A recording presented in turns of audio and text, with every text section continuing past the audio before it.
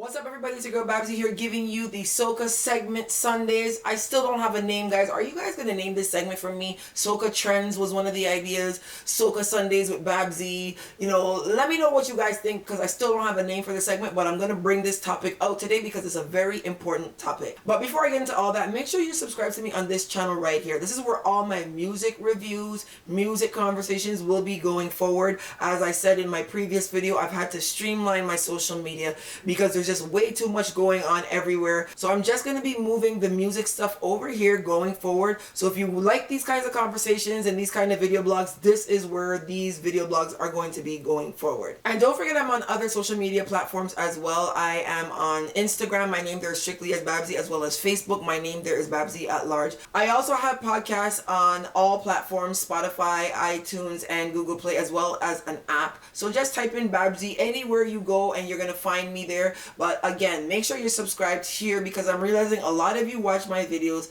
but you're not subscribed. So make sure you subscribe to me here. So this year for 2019 Trinidad Carnival, I realized a very big dancehall invasion in Soca. Now, just to make the record clear, because I know a lot of you are sensitive, there's absolutely no issue with any artist from any genre. It could be country music, wanting to do a Soca song, wanting to do a Soca collab, and doing or being involved in Carnival. I just want to make a few things clear, because there's some things that go along with dancehall that can't go along with Soca, but I'm going to get deeply into that a little bit later in the video. Now, dancehall artists have always been involved in Soca, not necessarily in large numbers every year. I did a video where I talked about, Jamaicans, and I talked about dancehall artists who've had success in Soca. I'll link the video here. It's an older video, and you can get to watch it and see some of the people who have had big songs in Soca music going back in history. And I also did a video a couple of years ago when I was talking about, dancehall versus Soca, why Soca is starting to get on a lot more bigger events,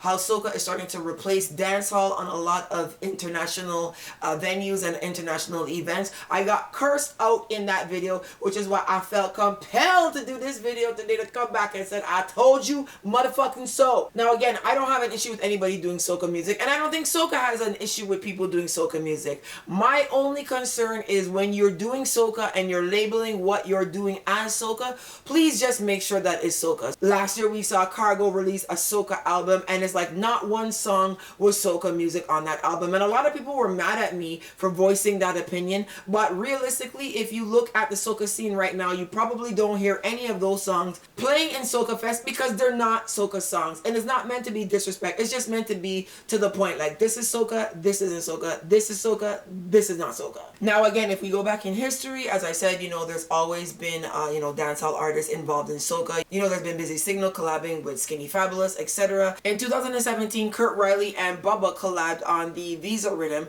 and that was a Soca rhythm that was released for Crop Over. That's kind of what I wanted to talk about, because a lot of times there have been dancehall artists to do Soca songs, but they've never really done them for a carnival. And I'm seeing more and more that there are dancehall, people, whether it is artists or producers, that are actually stepping forward and releasing music for Carnival. So like the Kurt Riley Bubba collab for the Visa rhythm was released for Crop Over, and this year we've seen TJ Records release Toco Loco for Trinidad Carnival. Now, if you don't know who TJ Records is, TJ Records are dancehall producers that have produced songs for Vybz Kartel, Western Union, and these kinds of songs. They have had extreme success in the dancehall world. So it was interesting to see that they actually did a project in Soca and for Trinidad Carnival. So the Toco Loco rhythm has 6 people on it: DeMarco, Conscience, and Charlie Black, along with Patrice Roberts, Kes, and Machel. Now, this is one of the top rhythms that came out for Trinidad Carnival this year, and as I said,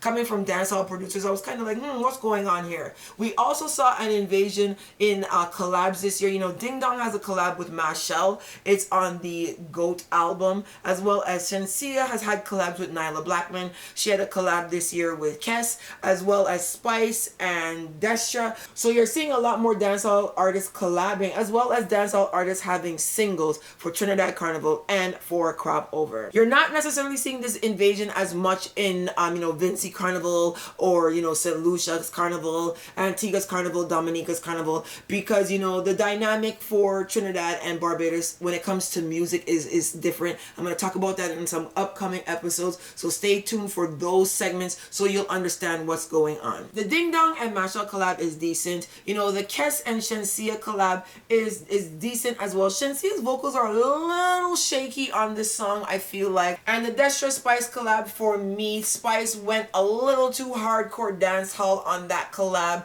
which makes that song kind of not soca vibe-ish the way that it should be, you know. But again, these songs I will link below so you guys can take a listen to them and tell me and leave in the comments what you think about these songs. But my concern is why I'm doing the video today, because my concern about this Dancehall Invasion is I would like this invasion to go smoothly. Like I said, there's no issue with dancehall artists doing soca songs, but there are some very key things that I need everybody to pay attention to so this invasion does not go badly for soca music. For starters, I would like dancehall fans to put respect on soca's name. Put some respect on motherfucking soca's name. Now, you guys know I'm split down the middle, split in the middle when it comes to soca and dancehall, and I try to be fair and I try to be as unbiased as possible. You know, I can be a little bit more vocal in soca because I'm accepted for having an opinion in soca, where in dancehall I can't be as opinionated because I'm seen as an outsider, and a lot of people have a problem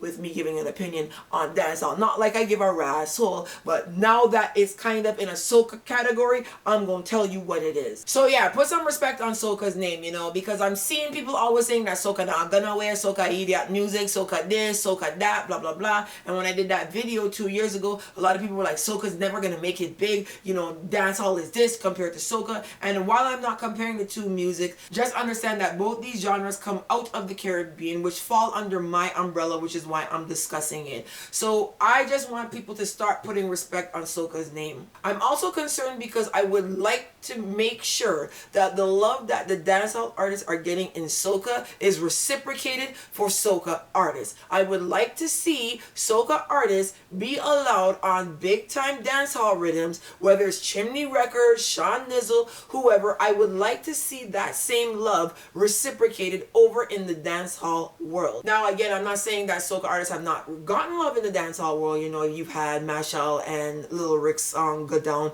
go extremely big. You're seeing a lot of Bashment soca songs doing fairly well in Jamaica as well. I'm talking about soca artists being allowed to collab on dancehall songs. I would like to see that love reciprocated because dancehall artists are being embraced with open arms. So I would like to see soca artists being embraced in dancehall with the same open arms. The last point that I want to talk about is a point where it's going to need some history so you'll understand my point of view and where I'm coming from. Soca music, what we know today, has evolved substantially. It has changed from, you know, Get Something and Wave and Government Boots to what it is now. The reason that this change has transpired is because many of the top gunning soca acts in soca right now are dancehall artists that are from the islands that were not accepted in dancehall music. So we look at people like Lil Rick, Skinny Fabulous, Bungie Garlin, Talpree.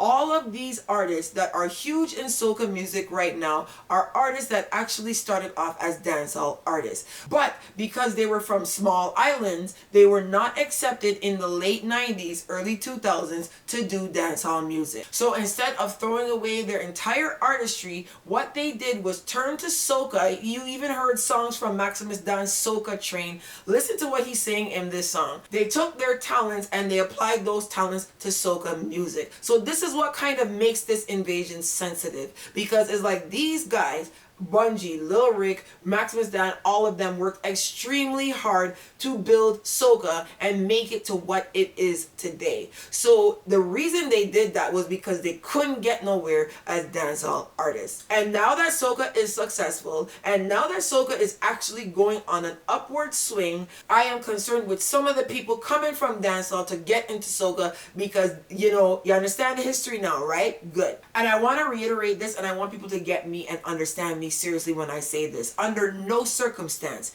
is that tenement yard ass, bad mind ass, John Crow nigga ass mentality that's going on in dancehall right now allowed in soca music. You are allowed to bring your positivity, you are allowed to bring your talents, you are allowed to bring your artistry, but do not bring that fuckery that y'all crumble dancehall with into soca music. I'm not talking about all dancehall artists. You know, you have Conscience and DeMarco and, you know, Busy Signal and people who have always done soca, always respected soca, and always done, you know, had love and the unity in soca, and there's never been an issue. I'm talking about these other people that are into this divisive segregation shit, that Gaza vendetta bullshit cannot happen in soca under no circumstance. A lot of these dancehall artists are bad mind as fuck. I don't care what anybody says. You know there's toxicity in dancehall and it's really bad. And I don't want none of these dancehall artists going to these producers in soca and putting all these bad mind demands on them. And I mean it. So Peter Coppin from Monster Peace, Dwayne Jarrus, Bubba, Red Boys, you know, Casey Precision Prod, Colonel Roberts. If any of these bad-minded ass dancehall artists come in soca and try to make it divisive and Gaza and yo, run they ass back over into the dancehall world. And I mean it, because they crumbled dancehall with this bad-minded thing. That's why dancehall is in the state that it's in. And I was not allowed to be as vocal in the dancehall world to say, yo, you fucking this up. But I'm telling you, I'm allowed to have a voice in soca, and I mean it. That bullshit cannot transpire in soca whatsoever. And I mean it. That going around beating up selectors for playing people's music and shit, do not let this shit come and contaminate soca music. I am so adamant about that. You know, I'm disappointed in dancehall because dancehall was big time mainstream in the 90s and the early 2000s, and I watched this industry get destroyed by bad mind, by selfishness, and by friggin' people who just don't give a shit. I've also watched dancehall vlogging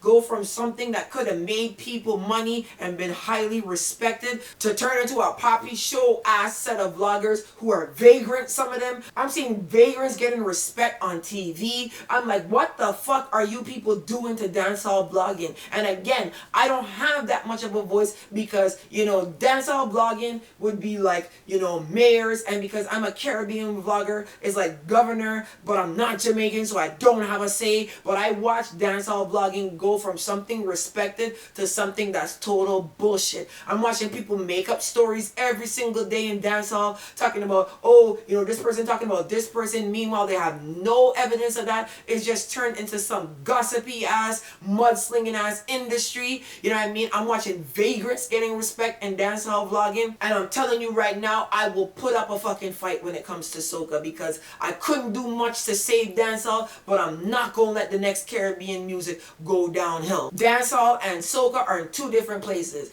Dancehall was a music that was mainstream running, and soca has never gotten the chance. And right now, soca is coming together. This is one of the first years that I've seen all the islands kind of coming together and cross-producing and cross-recording. You know, you got Dominica, you know, St. Lucia, St. Kitts. Everybody's coming together right now, and everybody's united and making this a movement. And a lot of this movement is being headed by Machel, Montano, and I need people to understand the importance. Soca has not had a chance on the mainstream market. You know, if you even look at Toco Loco Rhythm by TJ Records, it's called reggae. You know, so soca is trying to get its own Grammy category. It's trying to get its own recognition on Billboard. It's trying to get its own recognition on a lot of these streaming sites that still call these artists reggae and dancehall artists. So really and truly, if you're not about unity, if you're not about positivity, do not do soca music. Do not bring that dirty ass tenement yard ass bullshit in soca. Soca cannot afford that, and it's gotten to a place where people are coming together, and I would like to see it stay like that and move forward positively. I do not want to see that divisive shit that ruined fucking dancehall come into soca. So that Gaza, Gully, vendetta, genocide shit, absolutely not wanted and will not be tolerated. And I'm telling you, if I start to see this shit going left field in soca, I'm gonna get Beijing pound rat. So wanna, and I can tell you to run back up under one of mother, cause I'm not here for it. I am not here for it. Soca is a positive music, it's a uniting music, and that's what it's about. So again, anyone is welcome to do soca music. Anyone is welcome to join in, but not with the negativity and not with the bullshit. Also, and this is just a pointer and a tip for the people who may not necessarily know or understand soca. If you are a dancehall artist and you're gonna be joining the soca fraternity, again, welcome. But just know, like, you're gonna have to learn how to dance. You're gonna have to learn how to perform, because you're gonna be very boring if you go on a stage and you're performing these soca songs and you can't dance to them, or you have no vibe. Like, just singing 2 lyrics from a song and being like dash dash is not going to work. So think about the artistry in soca. If you're gonna be bringing your talents to soca, be bringing it and be legitimate about it. So be ready to perform, be ready to do the things that soca artists do. Remember, soca artists perform with bands a lot. Not to say that dancehall artists don't perform with bands, but a lot of the younger guys do not perform with bands as often as the soca younger guys perform with bands. I saw TJ, the artist, do a live performance the other day, and I was like, wow, this is good to see a guy this young be able to perform with a band this well. So just know, like, you will have to step your game up if you want to do soca, because like I said in my previous videos, the reason why soca is replacing dancehall on a lot of these events is because the energy in soca is a lot higher than the energy in dancehall. So you gotta be a very good performer if you want to start doing soca music. That's my advice to you. So for summer coming up, you know, there's gonna be crop over coming, St. Vincent Carnival, St. Lucia Carnival, etc. I do anticipate a lot more dancehall artists to be doing soca music. Again, you know, over the last couple of years, you've seen this fusion with Bashment soca, and even up to before with Raga Raga by, like, you know, Red Plastic Bag, you know, Lord Laro doing Irie Temple, even General Grant. There's always been, you know, this raga dancehallish feel in soca music. So it's good to see that, you know, it's expanding and going in the direction that we all want to see soca music going. And just for the record, I would love to see dancehall music win, but it's at a stage right now where unless there's a major overhaul, it's always just gonna be, you know, one person getting out like Popcorn, one person getting out like Conscience. It's never gonna be a movement. And for you to win in anything, it has to be a movement. Also, when it's a movement generally thrives when it's positive. You know, hip hop was able to clean up, change up, and move forward, right? People invest money in what makes them happy, what makes them feel good. And if you're noticing, even in Jamaica to this day, if you've noticed, the Ministry of Tourism is investing millions of dollars in Carnival in Jamaica. There's a reason for that, guys. It's not because they're bad mind against dancehall. It's because the people will invest money in fun and happiness. People don't invest money in shooting and guns and beat, like, do you know what I'm saying? And I'm not saying that all of dancehall is like that. What the people enjoyed about dancehall was the fact that, you know, dancehall makes you dance. That's why people like Ding Dong are doing well, because people want to fling their shoulder, flare it, you know, cha-cha boy, them kind of things. So understand what's happening. You can't thrive off hatred. Hatred does not, you know, make money. Hatred does not make people inspired. Hatred just drags people down. So if dancehall could get to a place like it was in the 90s, where you saw Arab Attack rhythm, then Pepper Seed rhythm, Showtime, Brockout, Bookshelf, these rhythms still play today and still hold strong because all of the top artists were allowed to voice on these rhythms. If you play any song from Pepper Seed, it's a big time song. There's even a Dennis Brown on the Pepper Seed rhythm. When you look at rhythms like Brockout, everybody voiced on these rhythms. And the reason why, you know, dancehall isn't pushing the way that it used to is because, you know, you have the top artists, whether it's Cartel, Alkaline, Popcorn, Movado, you know, all of these guys, none of them are working with each other because because of this whole divisiveness. And that is what is ruining dancehall music. That's what ruined dancehall blogging. Just people coming in with their own motive and they themselves want to win and that's all. And then they say to themselves, they don't care what happens to the industry. And it's not fair in dancehall to the people like Nitty Gritty and Tenor, Dirtsman that lost their lives, being dancehall artists. It's not fair to the Beanie Mans and Bounty Killers that gave their life to this industry of dancehall music. It's not fair for you people to come in this new generation where you're so angry and divisive and you're always attacking anybody else that's not your artist. That's not gonna make this thing move forward. So like I said, the two musics are different. Soca is on the upswing. It's never had mainstream success really. Maybe Who Let the Dogs Out and Feeling Hot, Hot, Hot. You know what I mean? Dancehall is on a different trajectory because it did have extreme mainstream success and then it kind of fell from grace and it's only getting one or two people out every now and then. So understand why there's a sensitivity to soca. These are people that went and built this music after being rejected as dancehall artists, so it would be very fucked up for the same people who rejected them to turn around and then fuck up the industry for them too. That's why this is a sensitive topic and I'm passionate about it because I'm about fairness and equality. I know that there's a lot of dancehall artists and fans that respect soca music, but I do know that there are a lot of dancehall artists and fans that do not respect soca music, and I do not want to see that nasty mentality contaminate the industry. That's my say on that. So folks, there you have it, the Soca segment with Babbzy on Sundays. Make sure that you do subscribe to this channel here. Like I said, this is where all my music reviews are going to be. My music reviews are going to be a little bit different than they were going in the past. And don't forget to follow me on all my social media outlets. My name is Babbzy at large on Facebook, as well as Strictly Babbzy on all of my other platforms like Twitter and Instagram. I haven't snapped in a very long time. Do people still use Snapchat anyways? What do you rascal? So people, I hope you learned a lot from this video. Like I said, I have nothing against anybody. I just want fairness to happen and transpire. So please give soca music a chance. Do not come and infiltrate and contaminate the music because that is not fair. Give soca music a chance. Somebody make that t-shirt. Give soca music a razzle chance. You understand? So guys, I'm gonna see you later in the week. Talk to you soon.